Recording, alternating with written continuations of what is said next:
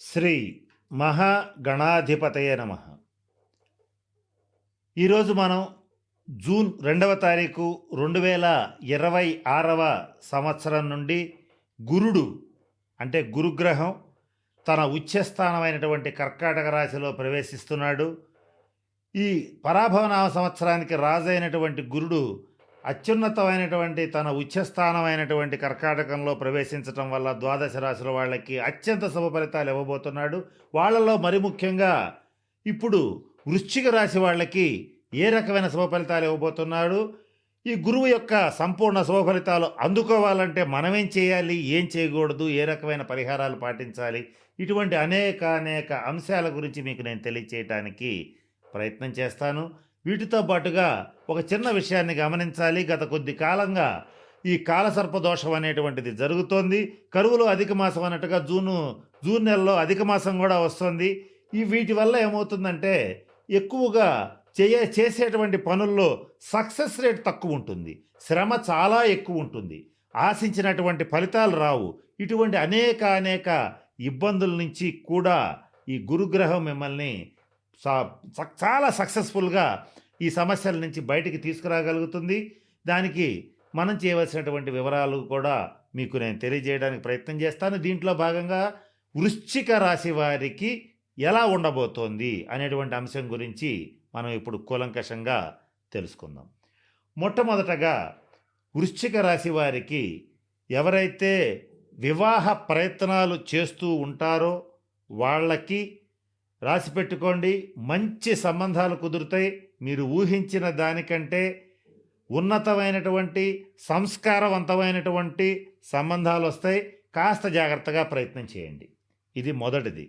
రెండవది ఏంటంటే దేహంలో గతంలో ఏమన్నా సరే అనారోగ్యాలు గనక ఉండేటట్లయితే, అలాగే ఈ కొంత శారీరకంగా బలహీనత ఉండేటట్లయితే అది తగ్గుముఖం పడుతుంది.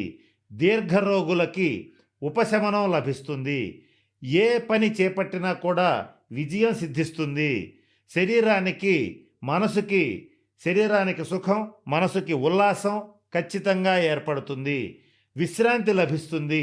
బంధుమిత్రులతో కాలక్షేపం చేయటం, విందు వినోదాల్లో పార్టిసిపేట్ చేయటం, ఇటువంటివి అనేకం లభిస్తాయి. మరి ముఖ్యంగా ఇంకొక ముఖ్యమైన విషయాన్ని గుర్తుపెట్టుకోండి, లేదా రాసి పెట్టుకోండి, లేదా మీకు తెలిసిన వాళ్ళకి చెప్పి గుర్తుపెట్టుకోమని చెప్పండి. అదేమిటంటే వృశ్చిక రాశి వారు ఈ సంవత్సరం తప్పకుండా ఈ జూన్ 2వ తేదీ తర్వాత మీరు బంగారం ఖరీదు ఎంత ఉన్నప్పటికీ నూతన వజ్ర సువర్ణ ఆభరణ ప్రాప్తి అనేటువంటిది కలిగి తీరుతుంది. ఇందులో సందేహం లేదు.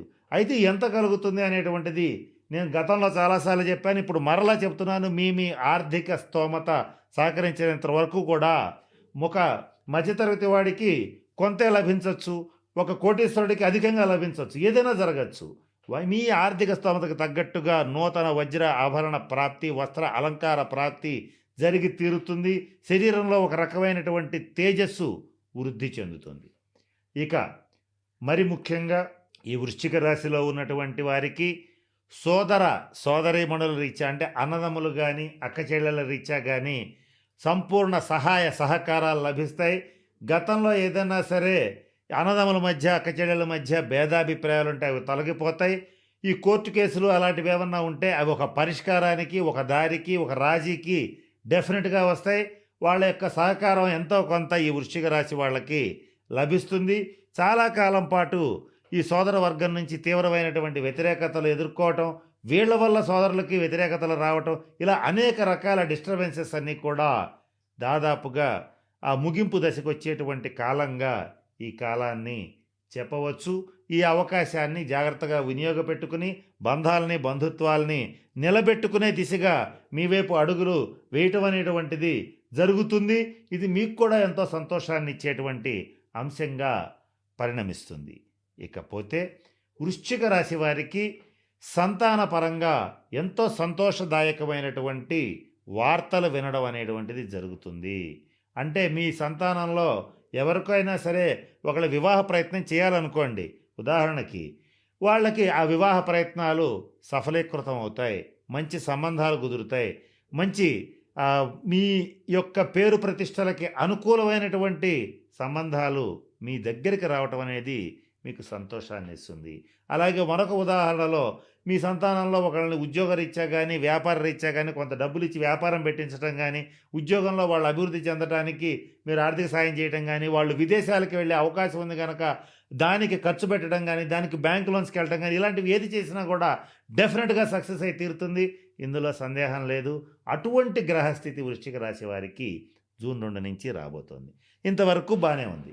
అయితే ఇక్కడ మనం గమనించవలసిన అంశం ఏంటంటే, అర్ధాష్టమ రాహు సంచారం అనేటువంటిది జరుగుతోంది.